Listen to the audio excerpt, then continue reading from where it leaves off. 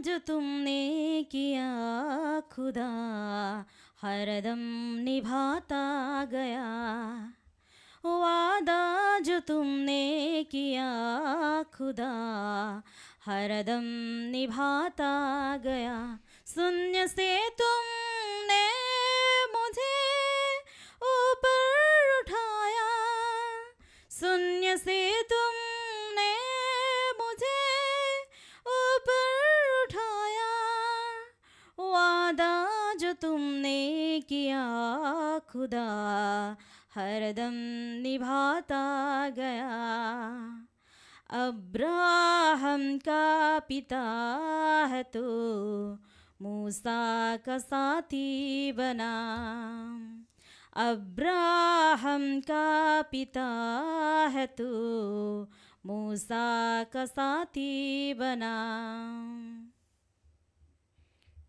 খ্রিস্ট যিশুতে আমার প্রিয়জনেরা, সকলকে স্বাগত জানাই।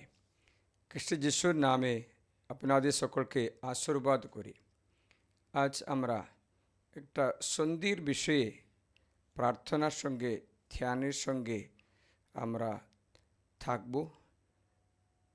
মানুষ যখন কোনো সন্ধি স্থাপন করে পরস্পরে কোনো উপকারিতা হবে। আমি বাইবেলে সন্ধির সম্বন্ধে বলছি। সে সন্ধি মানুষ স্থাপন করার কারণ এই যে, যখন কোনো গভর্নমেন্ট ছিল না, কোনো নিয়মগুলো নেই, মানুষের প্রথম শুরুতে মানুষকে বাঁচানোর জন্য অন্য ব্যক্তি, অন্য কুল, ট্রাইব, অন্য বংশ বাঁচানোর জন্য সন্ধি স্থাপন করে। সন্ধি স্থাপন করার অর্থ হচ্ছে, আমি তোমার মধ্যে একটা আত্মীয়তা স্থাপন করছি। এই আত্মীয়তার কারণে তুমি আমাকে, আমি তোমাকে সাহায্য করব এবং আমি তোমাকে রক্ষা করব, তুমি আমাকে রক্ষা করবে। আমাদের মধ্যে এই আত্মীয়তার ফলে আমরা একটা পরিবার হব। সেরকম সন্ধির প্রারম্ভ। তেমনি আছে বিবাহ সন্ধিও, অন্য কোনো সন্ধিও তেমনি আছে। দুটো পরিবার সন্ধি স্থাপন করে। এই সন্ধি আজকে রাষ্ট্রের মধ্যেই আছে, যে এই রাষ্ট্র ওই রাষ্ট্রের মধ্যে সন্ধি স্থাপন করে, যদি কেউ আমাকে আক্রমণ করে তুমি আমাকে সাহায্যে আসবে, কে তোমাকে আক্রমণ করলে আমি তোমার সাহায্যে তোমাকে রক্ষা করব। এটা সন্ধি আছে। বাইবেলে ঈশ্বর আমাদের সঙ্গে সন্ধি স্থাপন করে, কারণ এটা ঈশ্বর আমাদের স্বাধীনতা দিয়ে সৃষ্টি করেছেন। ফ্রি ঈশ্বরের মতো সৃষ্টি করেছে। তারপরে ঈশ্বর মানুষের সঙ্গে সন্ধি স্থাপন করে, যে সন্ধি স্থাপন করলে আমি তোমাকে রক্ষা করব, আমি তোমার আত্মীয়তা স্থাপন করব, আমি তোমার উপকারিতা করব, বিপদে আবার তুমি আমাকে সাহায্য করবে, আমি তোমাকে সাহায্য করব। এই বিষয়ে এটা সন্ধির প্রারম্ভ। বাইবেলে তেমনি আমরা 4টা সন্ধি দেখতে পাচ্ছি। এই সন্ধিগুলো বলার কারণ লাস্টে আপনি বুঝতে পারবে। এই ভিডিওর লাস্টে যিশুর সঙ্গে এটা সন্ধি স্থাপন করার কথা বলছে। সেটা যিশুতে আসার জন্য পুরানো নিয়ম পরিশ্রম করে পুরানো নিয়মে আমরা দেখতে পাচ্ছি এই সন্ধিগুলো সম্বন্ধে। তার আজকে প্রথম সন্ধি ঈশ্বর আদম হওয়ার সঙ্গে করেছেন। তা আমরা দেখতে পাই ঈশ্বর আকাশ ও পৃথিবী সৃষ্টি করে 6ষ্ঠ দিনে মানুষকে নির্মাণ করলেন। মানুষকে নির্মাণ করার পর পরমেশ্বর তার নিজ প্রতিমূর্তিতে মানুষকে নির্মাণ করার পর পরমেশ্বর বললেন, প্রথম সন্ধি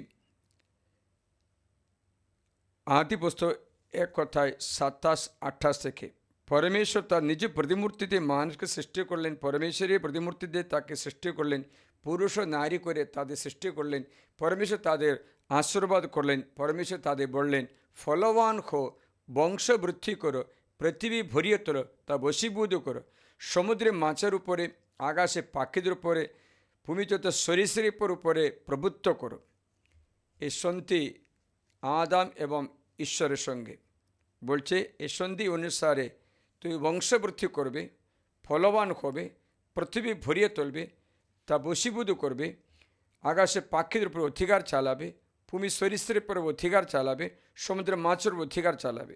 এবং সন্ধি স্থাপন করা ঈশ্বর বলেছেন, দেখো এই সন্ধি স্থাপন করতে তুমি এগুলো করতে হবে।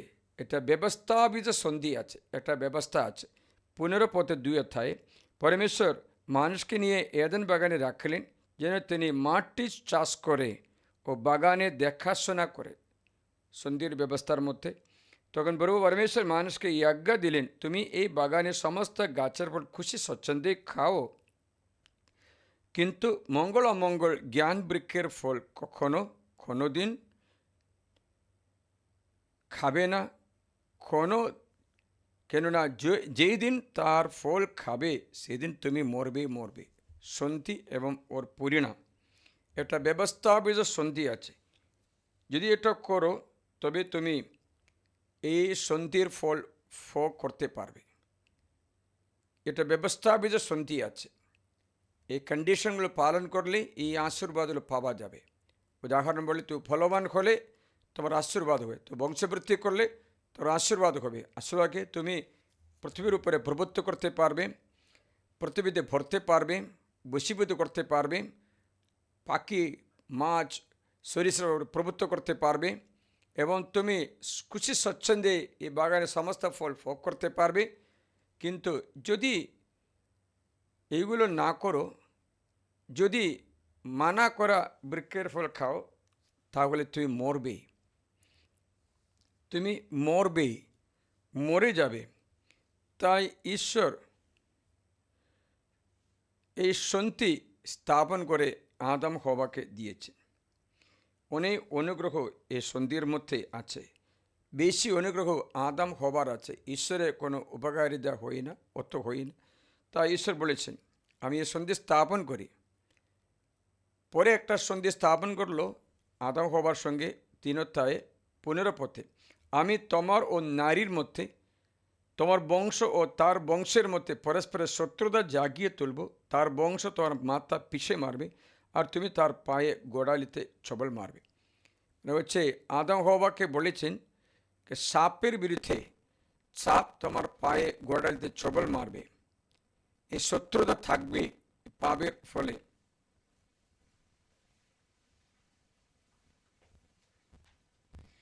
প্রণাম মারিয়া, প্রসাদ পূর্ণ, প্রভু তোমার সহায়।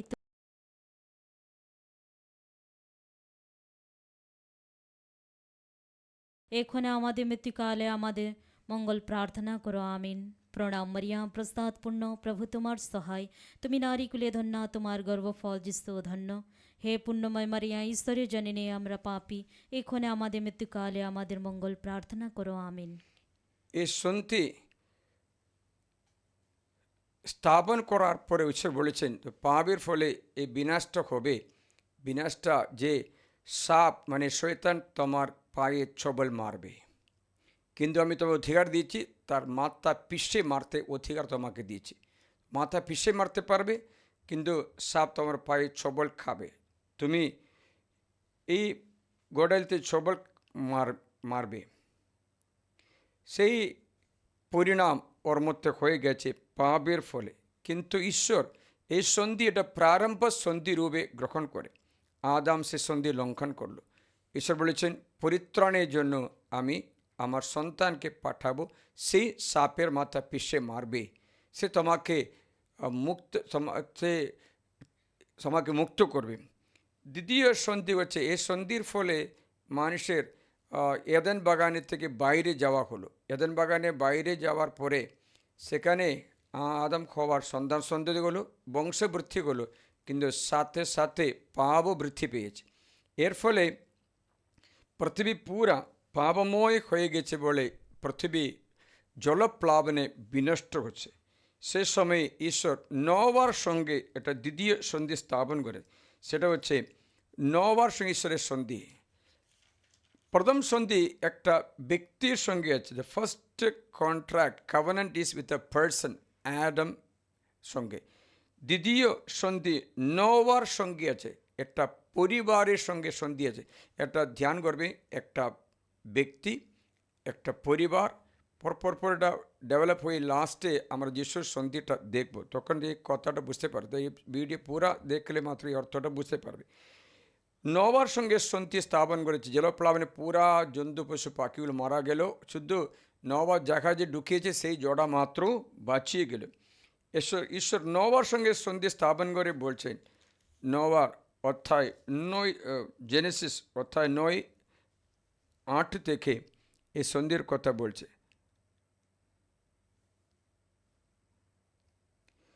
পরমেশ্বর নোবাকেও তার পাশে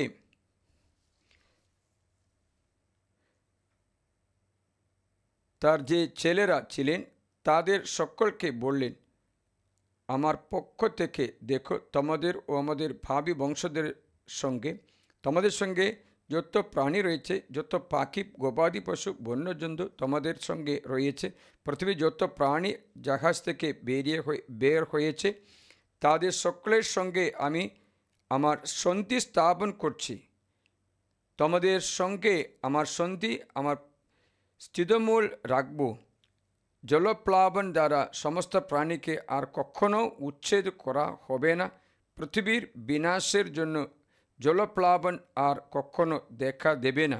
পরমেশ্বর আরও বললেন, এই হবে সেই সন্ধির চিহ্ন, যে সন্ধি আমি নিজের মধ্যে এবং তোমাদের ও তোমাদের সঙ্গী তার সমস্ত প্রাণীর মধ্যে সকল ভূমি ভাবি যুগের জন্য স্থাপন করছি। আমি মেঘের মধ্যে আমার নিজের ধনু স্থাপন করছি, সেটি হবে আমার মধ্যে ও পৃথিবীর মধ্যে আমাদের সন্ধির চিহ্ন। যখন আমি পৃথিবীর ঊর্ধ্বে মেঘ জমিয়ে রাখব ও মেঘের মধ্যে এই ধনু দেখা দেবে, তখন আমার মধ্যে এবং তোমাদের ও মর্ত প্রাণীগুলোর মধ্যে আমার এই সন্ধি আছে, তা আমি স্মরণ করব এবং জলরাশি সকল প্রাণীর বিনাশের জন্য আর কখনো জলপ্লাবনের কারণ হবে না। ধনু মেঘের মধ্যে থাকবে, আমার ও আমি তার দিকে চেয়ে দেখব, তখন যত মর্ত প্রাণী পৃথিবীতে আছে তাদের মধ্যে ও পরমেশ্বরের মধ্যে চিরস্থায়ী যে সন্ধি তা আমি স্মরণ করব। পরমেশ্বর নোবাকে বললেন, এই হবে তোমার সন্ধির চিহ্ন, যে সন্ধি আমি আমার মধ্যে পৃথিবীর সমস্ত প্রাণীর মধ্যে স্থাপন করছি। তাই এই দ্বিতীয় সন্ধি একটা পরিবারের সঙ্গে জগতের সমস্ত প্রাণীর সঙ্গেই আছে। আস্তে আস্তে সন্ধি একটা ব্যক্তি থেকে একটা পরিবারে আসে। The second covenant is with the one family of Noah. এখানে ঈশ্বর বলেছেন, তোমার দ্বারা পৃথিবীর সমস্ত পশু প্রাণী যে জাহাজ বের হয়েছে তার সঙ্গে সন্ধি দেয়, জলপ্লাবনের কোনো করে এই সন্ধি ঈশ্বর স্থাপন করেছে ব্যবস্থা বিনা নেই, কোনো ব্যবস্থা নেই, আনকন্ডিশনাল covenant। কোনো নবা কিছু করতে বলি না, ব্যবস্থাপিত নয়, অন্য কোনো ব্যবস্থা নেই, এক পক্ষ থেকে ঈশ্বর রক্ষা করবে বলে আবার শিখাচ্ছে। প্রিয়জনেরা, তৃতীয় সন্ধি ঈশ্বর স্থাপন করছে আব্রাহামের সঙ্গে। বাইবেলে আস্তে আস্তে সন্ধিগুলো কথা শুনি আব্রাহামের সঙ্গে, তখন দেখবেন আব্রাহামের সন্ধি স্থাপন করার এই কারণ এইটা, নোবার 3টে সন্তান ছিল। নোবার 3টে সন্তানের নামটা জানো? হাম, শেম, জাফেদ। প্রথম যাদের ছিল শেম, দ্বিতীয় হচ্ছে হাম, তৃতীয় হচ্ছে জাফেদ। ওই সময় নিয়ম অনুসারে প্রথমজাত সন্তান পৃথিবীর অথবা ঘরের সমস্ত অধিকারী। তাই এখানে শয়তান একটা ট্রিক, একটা ফাঁদ পাতলো। ফাঁদটা কি জানো? নোবার সন্তান হামকে বললেন, দ্বিতীয় সন্তানকে বললেন, তুমি প্রথম হো, তুমি রাজা হো, তুমি তোমার কুলের, তোমার কুটুম্বের, তোমার পরিবারের নেতা হো। তা করতে দুষ্ট চিন্তা জাগিয়ে তোলে, নিজে মায়ের সঙ্গে খারাপ ব্যবহার করতে তার মধ্যে একটা সন্তান জন্ম দিতে হলো। তার জন্য এই নোবার সঙ্গে স্থাপনের সন্ধিতে কলঙ্কিত হয়ে গেছে। তখন ঈশ্বর নোবার সন্তান শেম, তার বংশ থেকে একটা বংশ বানালো। এই শেম জন্ম দিল আরপাকসাদ নামে একটা ছেলেকে। এই আরপাকসাদ ছেলে শেলাকে জন্ম দিল। শেলা এবেনারকে, এবেনার পেলেগকে, পেলেগ রেহুকে, রেখো সেরুককে, সেরুক নাহোরকে, নাহোর তেরাকে, তেরা আব্রাহামকে জন্ম দিয়েছে। এই লাইনটা দেখবেন, শেমের লাইন আসছে, নবার অনুগ্রহীত লাইনে। এই লাইনে এখন একটা সন্ধিস্থা, আগে ব্যক্তির সঙ্গে আদামের সঙ্গে, পরে একটা কুটুম্বের সঙ্গে নবার সঙ্গে, এখন একটা গোত্রের সঙ্গে স্থাপন করছে। এটা হচ্ছে আব্রাহামের সঙ্গে সন্ধি স্থাপন করে। এই আব্রাহামের সঙ্গে সন্ধি স্থাপন করার সন্ধি আমরা দেখতে পাচ্ছি আদিপুস্তক 12 অধ্যায় 1-3। প্রভু আব্রাহামকে বললেন, তোমার দেশ, জাতি, কুটুম্ব, পিতৃগৃহ ছেড়ে চলে যাও। প্রত্যক্ষ করে দিচ্ছে। এর কারণটা কি জানো? কারণ এটা তেরা আব্রাহামের পিতা বিশ্বস্ততা ভঙ্গ করে মূর্তি পূজা করেছিল। অনেক মূর্তিগুলোকে পূজা করে বংশ কলঙ্কিত করছে। তার জন্য ঈশ্বর কি করলেন? আব্রাহামকে বেছে নিচ্ছে, বলে তোর বাবা মাকে ছেড়ে দাও, তোর কুটুম্ব, পিতৃকুটুম্ব ছেড়ে দাও, ছেড়ে দিয়ে আমার সঙ্গে তোমার সন্ধিটা হবে। এই তেরা মূর্তি পূজা করেছে বলে আমরা দেখতে যোশুয়া গ্রন্থে 24 অধ্যায় 2 পথে লেখা আছে। তার জন্য তেরাকে বেছে নিতে পারিনি।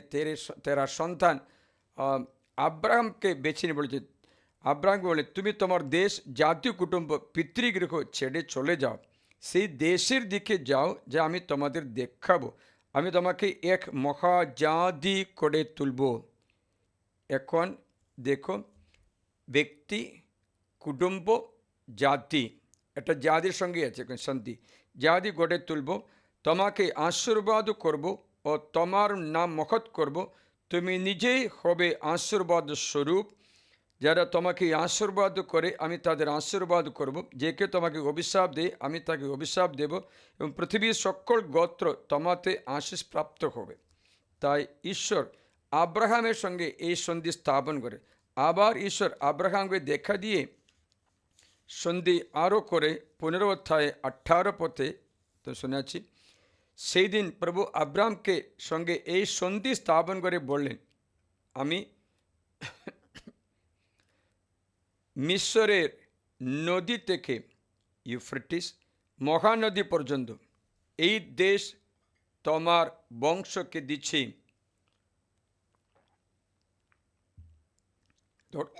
তোমার বংশকে দিচ্ছি। তাই আব্রাহাম এই সন্ধি স্থাপন করে। আবার 17 অধ্যায় 1 থেকে পড়ি। আব্রাহাম বয়স যখন 99 বছর, তখন প্রভু তাকে দেখা দিয়ে বললেন, আমি সর্বশক্তিমান ঈশ্বর, তুমি আমার সাক্ষাতে চলো, হো ত্রুটিহীন, তবে আমার ও তোমার মধ্যে আমি এক সন্ধি স্থাপন করব। আমি অধিক পরিমাণেই তোমার বংশবৃদ্ধি করব। আব্রাহাম ভূমিষ্ঠ হয়ে পড়লেন, আর পরমেশ্বর এইভাবে তার সঙ্গে কথা বললেন, দেখো, আমার পক্ষ থেকে এ হলো তোমার সঙ্গে আমার সন্ধি, তুমি বহু জাতির পিতা হবে। দেখো, বহু জাতির পিতা হবে। তোমার নাম আর আব্রাম হবে না, তোমার নাম বরং হবে আব্রাহাম, কেননা আমি তোমাকে বহু জাতির পিতা করলাম।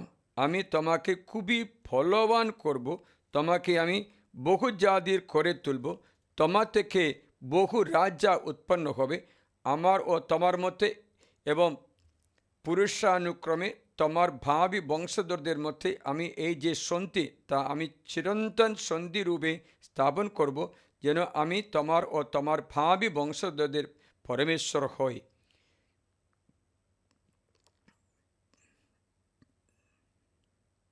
তুমি এই যে দেশ প্রবাসী হয়ে আছো, সেই সমগ্র কানান দেশ আমি তোমাকে ও তোমার ভাবি বংশধরদের চিরস্থায়ী অধিকারার্থে দান করব। আমি হব তাদের আপন পরমেশ্বর।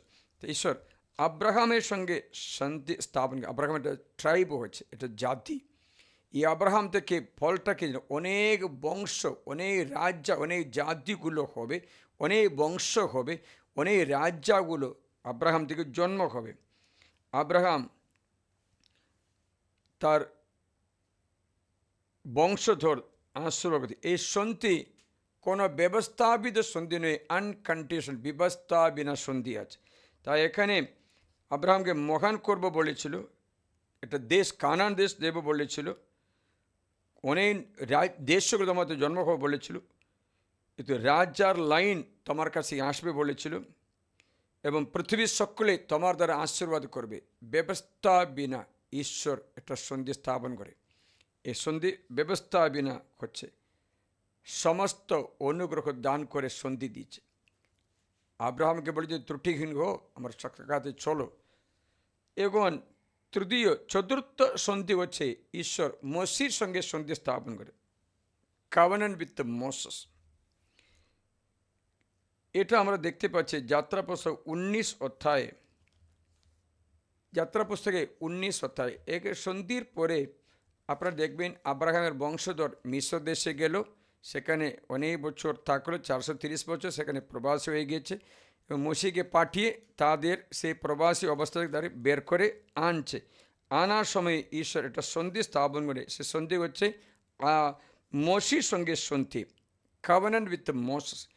যাত্রা পুস্তক 19 অধ্যায়ে 5-6 পথে শোনায়, এখন তোমরা যদি আমার প্রতি সম্পূর্ণ বাধ্য হয়ে আমার সন্ধি পালন করো, তবে সকল জাতির মধ্যে তোমরাই হবে আমার নিজস্ব অধিকার, কেননা সমগ্র পৃথিবী আমার, আর আমার কাছে তোমরা হবে এক যাজকীয় রাজ্য, এক পবিত্র জনগণ। এই সমস্ত কথা তুমি ইসরায়েল সন্তানের বলবে।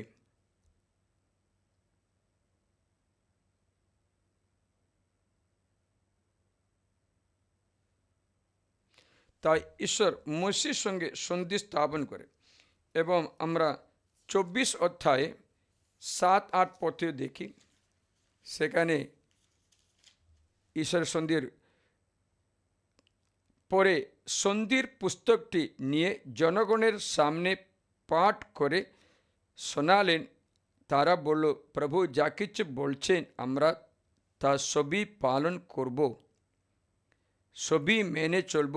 তখন মসি সেই রক্ত নিয়ে জনগণের উপরে এই বলে তা ছিটিয়ে দিলেন, দেখো এই সেই সন্ধি রক্ত যা প্রভু তোমাদের সঙ্গে এ সকল বাণীর ভিত্তিতে সম্পাদন করেছেন। এই সন্ধি ব্যবস্থাবিদ সন্ধি আছে, অনেক ডিমান্ড করছে। এ সন্ধির জন্য 10টি আজ্ঞা আছে। এই সন্ধি পালন করার মসির সঙ্গে একটা জনতার একটা রাষ্ট্র বানানোর কথা বলছে। I will make a nation, Israel রাষ্ট্র, এ জনতা বানাবে, নেশন অফ ইসরায়েল বানানোর জন্য সন্ধি। কিন্তু সন্ধি অনেক ব্যবস্থাবিত আছে। সে ব্যবস্থা বলছে 10টি আজ্ঞা দিয়েছে, এবং ঈশ্বরের সূচীকরণের জন্য নিয়মাবলীগুলো দিয়েছে। সেটা দ্বিতীয় বিবরণে, যাত্রা পুস্তকে, লেবী গ্রন্থে সব লেখা আছে। অনেক নিয়মাবলী পালন করলে মাত্রই এই সন্ধি থাকবে, নাহলে সন্ধি থাকবে না। এই সন্ধির বিশেষ কিছু আছে। এই সন্ধি পালন করলে তুমি দেশের, এই বিশ্ব জগতের সবচেয়ে বুদ্ধিমান প্রজ্ঞা সম্পন্ন লোক হবে। সবচেয়ে বুদ্ধিমান প্রজ্ঞা সম্পন্ন লোক, তোমার মতো বুদ্ধিমান কেউ থাকবে না, অত বুদ্ধি অত প্রজ্ঞা পাবে। আবার হচ্ছে তোমরা অধিক অধিক ধনবান, অনুগ্রহের পরিপূর্ণ হবে। এই অনুগ্রহগুলো ওদের দিয়ে বলেছেন, আমার সন্ধির কথা মনে করবে, সাব্বাত পালন করবে, আজ্ঞা পালন করবে, তবে তোমার একটা রাষ্ট্র চিরস্থায়ী থাকবে। কিন্তু যেদিন তার লঙ্ঘন করবে তোমরা প্রবাসী হয়ে যাবে, আবার অনুতাপ করলে ফিরে আসতে পারবে। তাই এই সন্ধি ব্যবস্থাবিত আছে, হাইলি কন্ডিশনাল কভেনেন্ট। এটা যদি পালন না করলে ওদের প্রবাসী হয়ে যাবে, ওদের বংশ শেষ হয়ে যাবে। তো এটা আগের আদামের সঙ্গে একটা ব্যক্তি, নোয়ার সঙ্গে একটা পরিবার সন্ধি, আব্রাহামের সঙ্গে একটা গোত্র জাতির সঙ্গে, মসির সঙ্গে একটা জনতার সন্ধি। এই সন্ধি এটা রাষ্ট্র বানাবে, এই রাষ্ট্র মহান হবে। কিন্তু ইসরায়েল এ সন্ধি লঙ্ঘন করেছে, তার জন্য বাবিলনিয়ান ক্যাপটিভিটি, আসিরিয়ান ক্যাপটিভিটি, বাবিলনে প্রবাসী হয়েছে, আসিরিয়ায় প্রবাসী, গ্রিক ক্যাপটিভিটি, রোমান ক্যাপটিভিটি হলো। লাস্টে ওরা চলে আসলো, এখন ইসরায়েল রাষ্ট্র হয়েছে। কিন্তু যখন এরা আবার এই সন্ধি লঙ্ঘন করে, এরা আবার দাস হবে। পঞ্চম সন্ধি হচ্ছে ঈশ্বর দাউদের সঙ্গে এটা সন্ধি করে, ডেভিডিক কভেনেন্ট, দাউদের সঙ্গে সন্ধি স্থাপন করেছে। দাউদকে বেছে নিয়েছে। দেখুন, এটা রাষ্ট্র হওয়ার কথা চলে আসে, জনতা হয়ে গেছে, বিশাল এটা জনতা হয়ে গেছে। জনতাকে রাজ্য বানাচ্ছে, দেশ বানাচ্ছে, দেশে এটা নেতা হচ্ছে। এখন দেশের দ্বিতীয় রাজ্যারূপে দাউদকে নিযুক্ত করে দাউদের সঙ্গে এটা সন্ধি স্থাপন করেছে। এই সন্ধি আমরা পড়তে পারি দ্বিতীয় সামুয়েলে অধ্যায় 7-8 থেকে যখন পড়ি ওর শোনা যাবে। দ্বিতীয় সামুয়েল অধ্যায় 7 শুনবে, 8 থেকে আমি 16 পর্যন্ত শোনাবো। সুতরাং এখন তুমি আমার দাস দাউদকে একথা বলবে। সেনাবাহিনী পূর্বে একথা বলছে, তুমি যখন মেষপালের পিছনে পিছনে যেত, তখন আমার আপন জনগণ ইসরায়েলের উপর জননায়ক করবার জন্য আমি সেই চরণভূমি থেকে তোমাকে নিয়েছি। তুমি যেখানে গিয়েছ আমি সেখানে তোমার সঙ্গে সঙ্গে থেকেছি। তোমার সামনে থেকে তোমার সমস্ত শত্রুকে উচ্ছেদ করেছি। আর আমি তোমার নাম পৃথিবীর মহাপুরুষদের সুনামের মতো মহান করব। আমি আমার আপন জনগণ ইসরায়েলের জন্য একটা স্থান স্থির করে দেব, সেখানে তাদের রোপণ করব, যেন নিজেদের সেই বাসস্থানে তারা বাস করবে এবং যেন তার বিচলিত না হয়, যেন দুর্জনেরা তাকে অত্যাচার না করে, যেমনটি আগে করত। এখন আমি আমার আপন জনগণ ইসরায়েলের উপরে চিরকালের নিযুক্ত করেছিলাম। আমি যত শত্রু থেকে তোমাদের মুক্ত করে বিশ্রাম দেব। তাছাড়া প্রভু তোমাকে এই কথাও বলেছেন যে তোমার জন্য প্রভু এক কুল প্রতিষ্ঠা করবেন।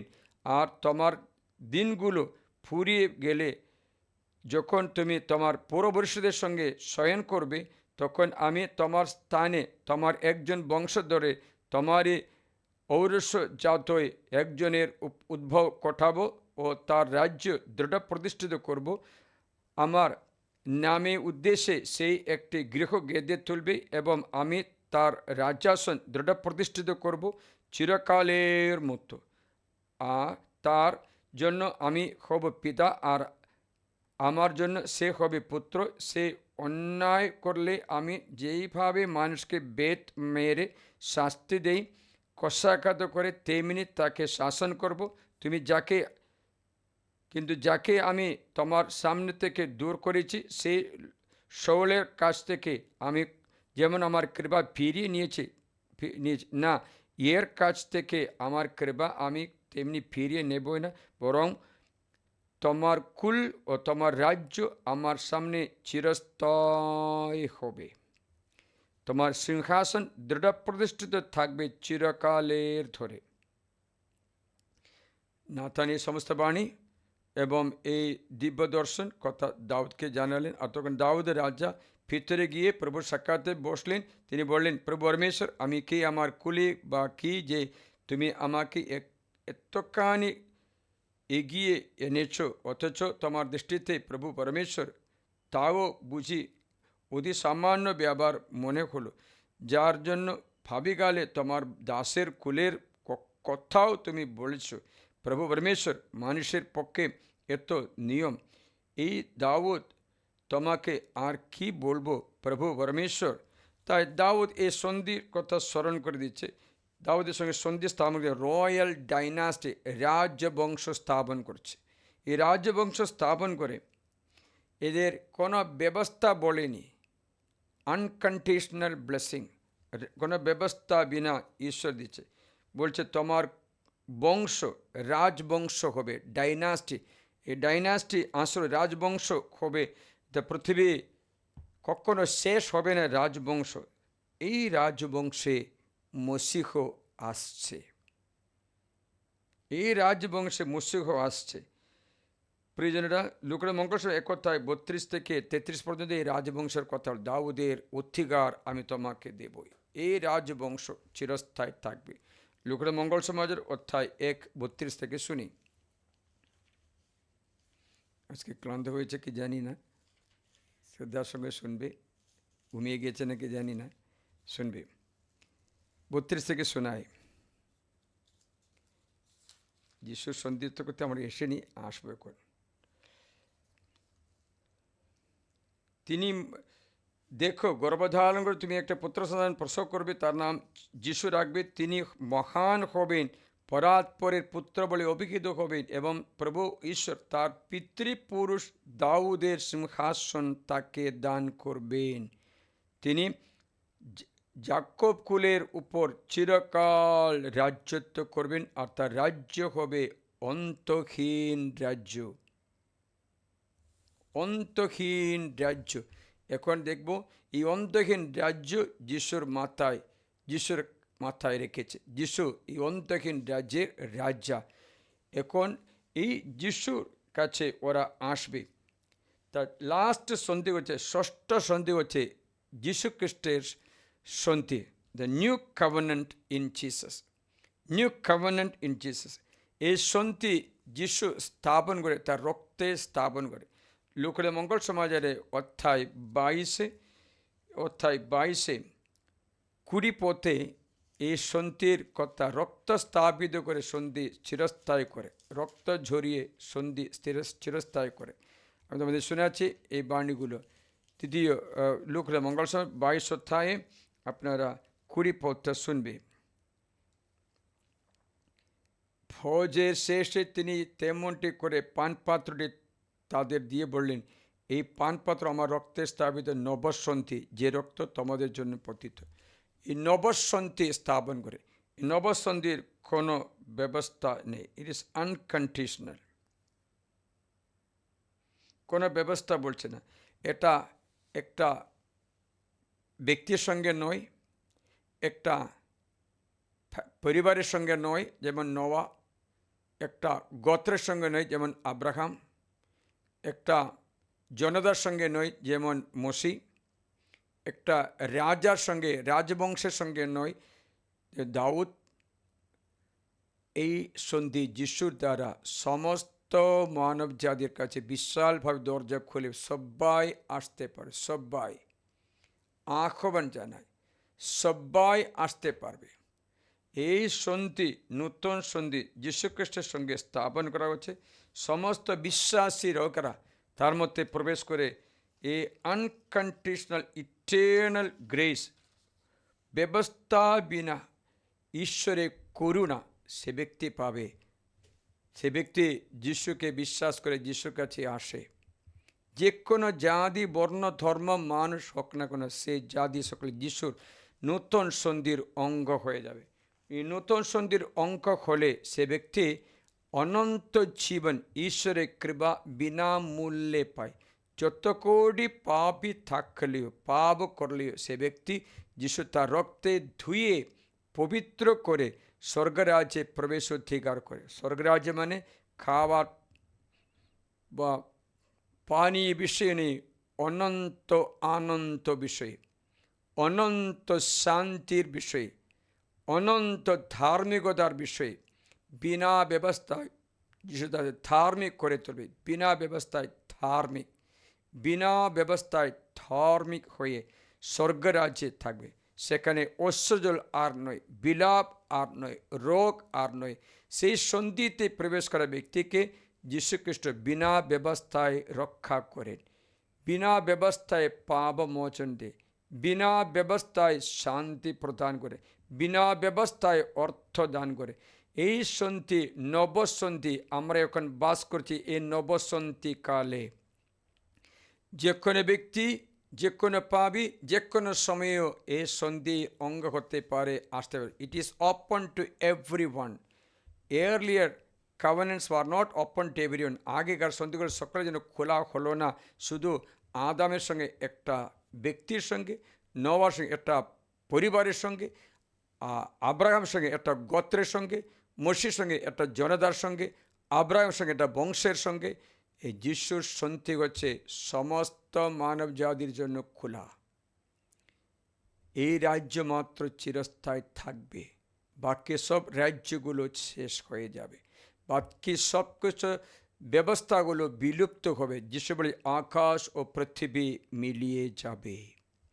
আপনি যদি চিরন্তন সন্ধি যীশুখ্রিস্টের সঙ্গে সংযুক্ত থাকো, তবে আপনি অনন্তকাল ঈশ্বরের সঙ্গে বাস করবে। যদি আপনি প্রবেশ না করে আপনি এই সন্ধির বাইরে থাকতে চাও, অনন্তকাল আপনি নরকে ঈশ্বর বিনা থাকতেও হবে। এর মাঝখানে কোনো ব্যবস্থা নেই। এটাই চিরন্তন সন্ধি। যিশু স্থাপনগুলো তার রক্ত দ্বারা, এই সন্ধি একবার রক্ত দ্বারা স্থাপনগুলো লঙ্ঘন করা হবে না, কারণ ঈশ্বর কখনই সন্ধি লঙ্ঘন করতে পারে। লঙ্ঘি একবার সাধিত বলে ভ্যালিড ফর এভার।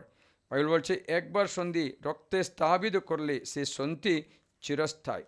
এই সন্ধি করা ব্যক্তির মৃত্যু হলে মাত্র সন্ধি অন্তিম পত্র, ইচ্ছাপত্র কাজ হবে। যিশু সন্ধি কাজ করতে হলে বাইবেল বলছে যিশুকে মরতে হবে।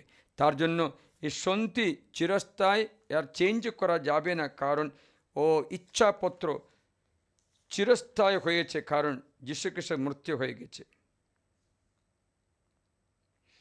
হিব্রু 9 অধ্যায়ে 15 থেকে এ সম্বন্ধে লেখা আছে। যিশু একটা নতুন সন্ধি তার শরীরে স্থাপন করে বলেন, আমার মাংস রক্ত খাও, অনন্ত জীবনে অধিকারী হতে পারে। হিব্রু 9 অধ্যায়ে আপনি এই বাক্যটা শুনবে, 15 থেকে শুনবে, আপনি একটু বুঝতে চেষ্টা করবে। দেখো, এই জন্য তিনি এক নতুন সন্ধি ইচ্ছাপত্রের মধ্যস্থ, যিনি প্রথম সন্ধিকালে সাধিত যত অপরাধ থেকে মুক্তি দেবার জন্য তার মৃত্যু ঘটেছে। বিধায় যারা আহুত হয়েছে তারা এখন প্রতিশ্রুত সে অনন্তকালীন উত্তরাধিকার গ্রহণ করে নিতে পারে। কেননা যেখানে ইচ্ছাপত্র থাকে, সেখানে ইচ্ছাপত্র যে লিখেছে তার মৃত্যু প্রমাণিত হওয়া চাই, কারণ মৃত্যু হলেই ইচ্ছাপত্র কার্যকর হয়। আর ইচ্ছাপত্র যে লিখেছে যতদিন সে জীবিত থাকে ততদিন ইচ্ছাপত্র বহাল হয় না। এই জন্য সেই প্রথম সন্ধিও বিনা রক্তে প্রবর্তিত হয়নি। বাস্তবিক সেদিন বিধান অনুসারে প্রত্যেকটি আজ্ঞা গোটা জনগণের কাছে ঘোষণা করার পর মসি বাছুর ছাগে রক্ত সঙ্গে জল, উজ্জ্বল লাল পশম আর হিসব হাতে নিয়ে সেই রক্ত পুস্তকটির উপর ও গোটা জনগণের উপরে ছিটিয়ে দিলেন। তা করতে করতে তিনি বলেছিলেন, এই যে সন্ধি রক্ত, এই সন্ধি ঈশ্বর তোমাদের জন্য জারি করলেন। তেমনিভাবে তিনি তাঁবুর উপরে ও সিংহাসনে সমস্ত জিনিসপত্রের উপরে সেই রক্ত ছিটিয়ে দিলেন। কেননা বিধান অনুসারে প্রায় সব কিছু রক্তের স্পর্শে শুদ্ধ করা হয়, এবং রক্ত না ঝরলে পাপ হয় না। তাই খ্রিস্ট যিশুর মৃত্যু নির্ধারিত করতে হবে। তার জন্য সন্ধি স্থাপন ইচ্ছাপত্র লেখা, যীশু খ্রিস্ট ক্রুশে মৃত্যুবরণ করেছে। মানে এই সন্ধি চিরস্থায়ী, ব্যবস্থাবিদ নয়, কোনো ব্যবস্থা বিনা যে কোনো ব্যক্তি যে কোনো মুহূর্তে প্রবেশ করতে পারে।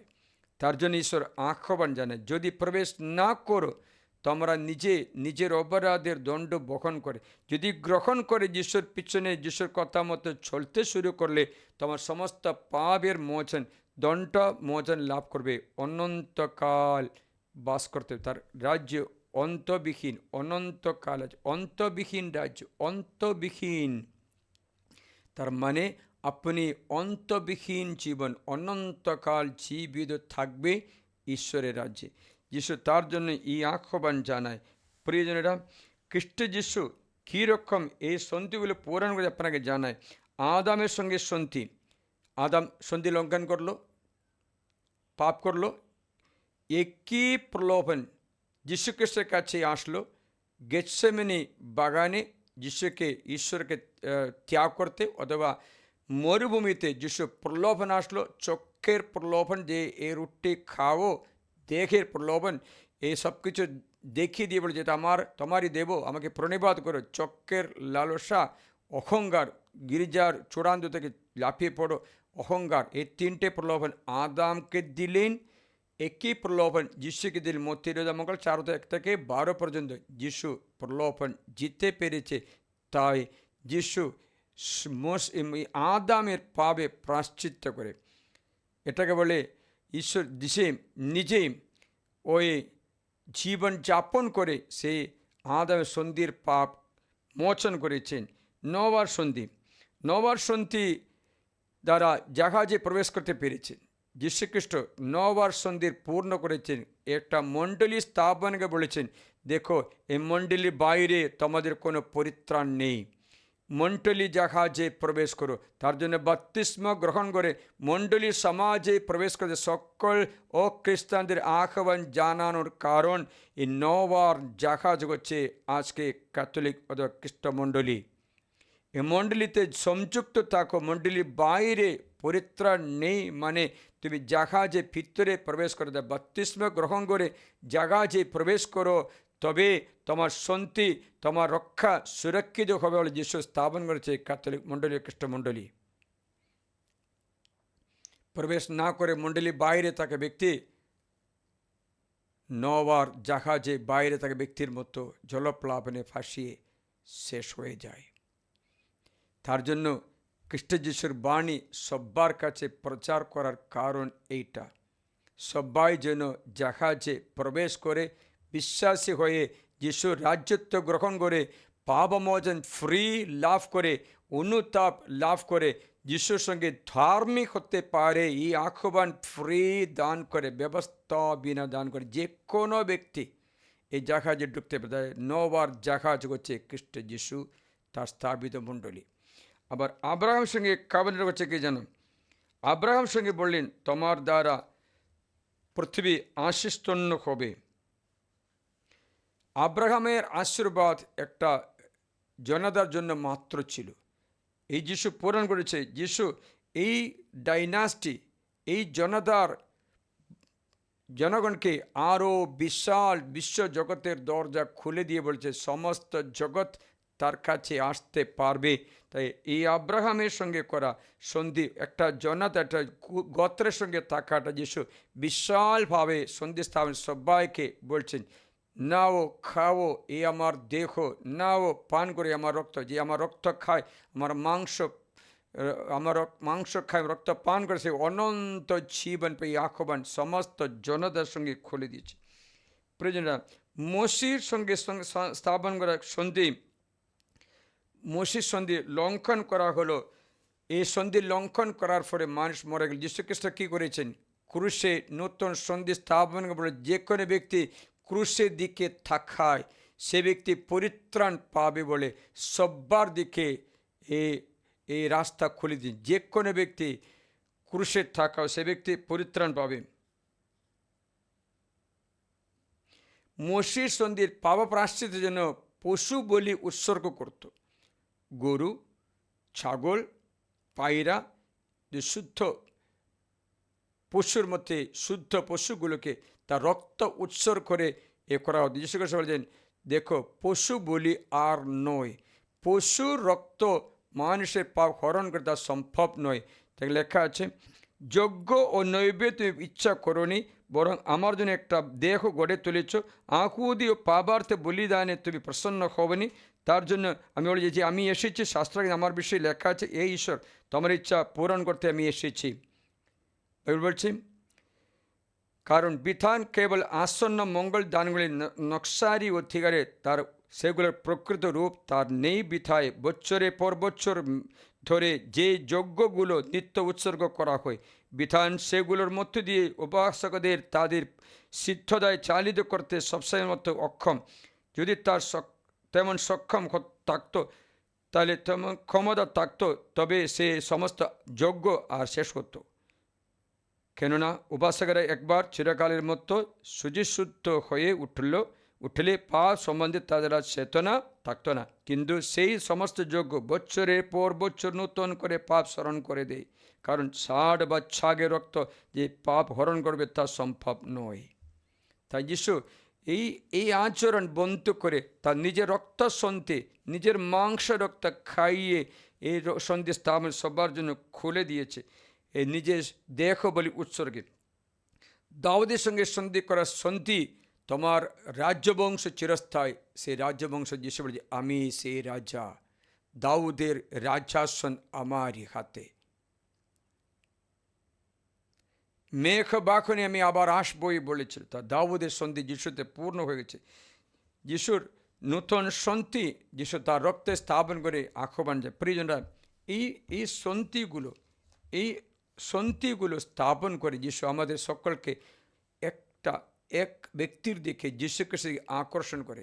আমরা যারা সে সন্ধির অঙ্গ হই, সে ব্যক্তি এমন একটা চিরস্থায়ী জীবন, অমর জীবন। এই অমর জীবন যখন বলি, মনে করবেন পাপের ফলে মানুষ মরে যায়। অমর জীবন করতে হলে যিশু দেওয়া পরিত্রাণ ফ্রি দেওয়া গিফট নিতে হবে। কোনো ব্যবস্থা হবে না। যিশু বলেছেন, তোমরা কেউ আসতে পারে, আমার জাহাজে প্রবেশ করো, আমার সঙ্গে পাপমোচনে আমি বাপ্তিস্ম নিলাম, তোমাদের সূচনা করে দিলাম, তেমনি তুমি পাপমোচনে বাপ্তিস্ম গ্রহণ করো, আমার দেহ রক্ত গ্রহণ করে চিরন্তন সন্ধিতে প্রবেশ করো। একটা কথা আপনাকে আমি বলতে ভিডিও বানাবো। ভিডিও সার কথা এই যে, এই পৃথিবী যে আপনাকে দিয়েছে, আপনি সব কিছু পৃথিবীকে ছেড়ে দিয়ে চলে যেতে হবে। পৃথিবী, whatever the earth gives you, you have to leave to the earth and go at the end of your life. যা কিছু পৃথিবী আপনাকে দিয়েছে, আপনি সব কিছু ছেড়ে দিয়ে যেতে হবে। আপনি নিয়ে যেতে পারো যা স্বর্গ আপনাকে দিয়েছে, আপনার আত্মা এবং জীবন মাত্র। এই শরীর, এই মাংসময় শরীর আপনার পৃথিবী থেকে পেয়েছে, এই শরীর পৌঁছে যাবে। এই জগতে সব কিছু শেষ হবে, চিরস্থায়ী থাকবে ঈশ্বর দেওয়া। তাই ঈশ্বর অন্তিম দিনে আধ্যাত্মিক দেহ দেবে। সে দেখে এই জীবন এবং প্রাণ, আত্মা এবং জীবন স্বর্গে চিরস্থায়ী থাকবে। ঈশ্বর তার জন্য আপনাকে আমাকে আহ্বান জানায়। ধন্য তারা খ্রিস্ট যিশু স্থাপিত নূতন সন্ধিতে প্রবেশ করে। সন্ধি সবার জন্য খোলা হচ্ছে। যে কোনো সময়ে যে কোনো ব্যক্তি আসতে পারে। অনুতাপ মাত্র প্রভুরকে গ্রহণ করে, অনুতাপ করে পাপমোচন তার রক্তে পায়। যিশু তার জন্য রক্ত দিয়ে পাপমোচন ফ্রি দান করে। আসুন আমরা যিশুর এই সন্ধিতে প্রবেশ করি। যারা বাপ্তিস্ম গ্রহণ করেছে, যারা সন্ধি যা প্রবেশ করেছে, সে সন্ধির নিয়ম অনুসারে, সন্ধির নিয়ম হচ্ছে যিশুর সঙ্গে চিরস্থায়ী থাকতে। এই নিয়ম অনুসারে আমরা যেন চলতে পারি, তবে নিশ্চিন্তায় স্বর্গে আমরা পৌঁছে যাব। তার জন্য আসুন সে স্বর্গ রাজ্যের পূর্ব ছবি এখানে আমরা অনুভব করি। এই আরাধনার মধ্যে যিশুর সঙ্গে কানেক্ট হই। আসুন। আব্রাহামের পিতা আরাধনা, যাকোবের ঈশ্বর আরাধনা, ইসহাকের মেষপালক আরাধনা, ইসরায়েলের রাজার আরাধনা। আব্রাহামের পিতা আরাধনা, যাকোবের ঈশ্বর আরাধনা, ইসহাকের মেষপালক আরাধনা, ইসরায়েলের রাজার আরাধনা। আরাধনা আরাধনা আরাধনা আরাধনা আরাধনা আরাধনা আরাধনা আরাধনা আরাধনা আরাধনা আরাধনা আরাধনা আরাধনা আরাধনা। মহাযাজক প্রভুর আরাধনা, মহিমাময় যিশুর আরাধনা, মুক্তিদাতা যিশুর আরাধনা কৃপাদাত যিশুর আরাধনা মহাযাজক প্রভুর আরাধনা মহিমাময় যিশুর আরাধনা মুক্তিদাত যিশুর আরাধনা শিবদাত যিশুর আরাধনা আরাধনা আরাধনা আরাধনা আরাধনা আরাধনা আরাধনা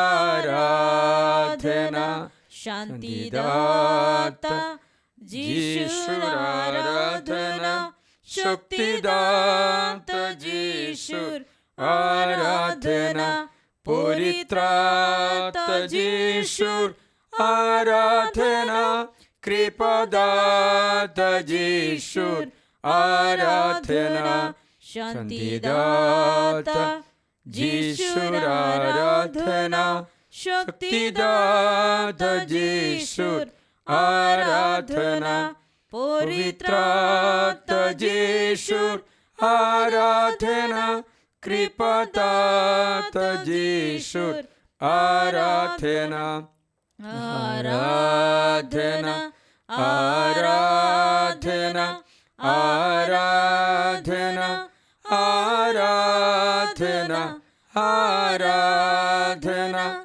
আরাধনা আরাধনা আরাধনা আরাধনা আরাধনা আরাধনা আরাধনা আরাধনা আরাধনা।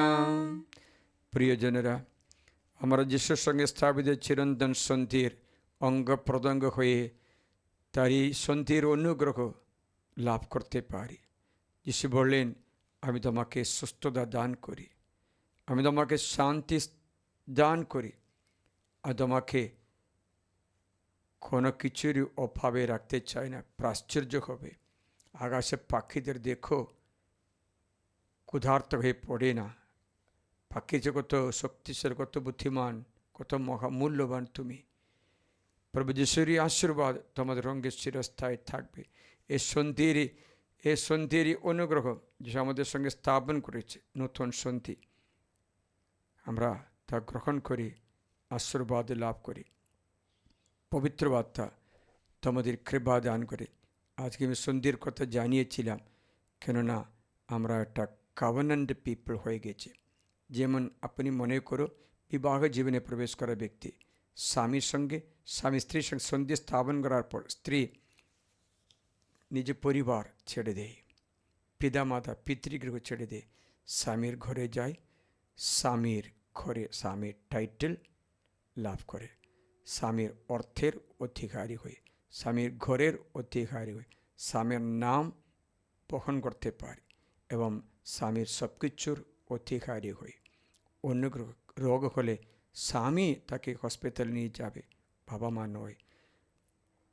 দুঃখ হলে স্বামী তাকে সান্ত্বনা দেয়, স্বামী তাকে সন্তান সন্ততি দান করে, স্বামী তাকে দেখভাল করে, দেখাশোনা করে, স্বামী তাকে কাপড় খাবার কিনে দেয়, সব কিছু জুগিয়ে দেয়। একটাই, সন্ধিতে প্রবেশ করা। সত্যি কথা বলে, স্ত্রী স্বামীকে কিছু দেই না, পয়সা দেই না। জানি তো আমাদের কথা কীরকম আছে, বধূর জন্য পণ দিচ্ছে কিনা জানি না, আমাদের দেশে আমাদের মধ্যে নেই। তাই স্ত্রী স্বামীকে কিচ্ছু দেয় না, সন্ধির সঙ্গে স্বামীর সঙ্গে সংযুক্ত থাকে, বাকি সব কিছু স্বামী দান করে। তেমনি খ্রিস্ট যিশুর সঙ্গে সন্ধি স্থাপন করলে সব কিছু যিশু স্বামী আমাদের দান করে, যিশু স্বামী আমাদের সব কিছু দান করতে থাকে। তাই আমরা যিশুর স্বামী রূপে গ্রহণ করে সন্ধিতে প্রবেশ করি, এই অনুগ্রহ, এই সুস্থ লাভ করো। আচ্ছা, আমাদের আশীর্বাদ করছি, করুণাময় যিশু, এই সন্ধির আশীর্বাদ তোমার যে সন্ধিতে থাকলো, এই সন্ধির আশীর্বাদ গ্রহণ করো। তোমাদের আরোগ্য, তোমার জীবনের চিন্তা ভাবনা ভার তার উপরে ছেড়ে দিতে পারে। তুমি আরাধনা করতে আকুদো, তোমার এই আরাধনা চিরস্থায়ী হয়, প্রভুর এই আরাধনা করতে যেন পারে, তার জন্য আশীর্বাদ, এই চিরস্থায়ী আশীর্বাদ গ্রহণ করো পিতা ও পুত্র পবিত্র আত্মার নামে। আজ আমেন। তোমার দুঃখ বেদনা প্রভু গ্রহণ করবে, সান্ত্বনা যিশু নিজে দেবেন, কারণ সে তোমার সন্ধির স্বামী। চিরন্তন সন্ধি হয়েছে বলে তার মৃত্যু স্থাপিত হয়েছে, মারা গেছে বলে সৈন্য নেতা বলছে ও তো মারা গেছে, সার্টিফিকেট করেছে, তার জন্য ইচ্ছাপত্র যিশু লিখিয়েছে তা চিরস্থায়ী। সে চিরন্তন সন্ধি দ্বারা তুমি যীশু খ্রিস্টের হয়েছ, তার রক্তের ধোয়া পাপমোচন লাভ করা, তার সমস্ত অধিকার যিশু গ্রহণ করে শান্তভাবে সব কিছু ত্যাগ করে এই আরাধনা করো, এই আসর গ্রহণ করো পিতা ও পুত্র পবিত্র আত্মার নামে। আজ তোমার হৃদয়ে শান্তি স্থাপন করে, তোর অন্তরে শান্তি স্থাপন করে, শান্তির ঈশ্বর শান্তি দান করে পিতা ও পুত্র পবিত্র আত্মার নামে। আমেন। হে পরম পবিত্র ঈশ্বরের সংস্কার, প্রতি মুহূর্তে প্রশংসা ধন্যবাদ তোমারই হোক, পিতা পুত্র পবিত্র আত্মা জয় হোক। যেমন আদিতে হয়তো এখনই তেমনি হয়, যুগে যুগে চিরকাল হবে। আমেন। यीशु से संगति, मसीह से संगति, प्रभु से संगति जोड़ ले। यीशु से संगति, मसीह से संगति, प्रभु से संगति जोड़ ले। तू है हमारा जीवन देने वाला है, तू है हमारा जीवन देने वाला है। यीशु से संगति,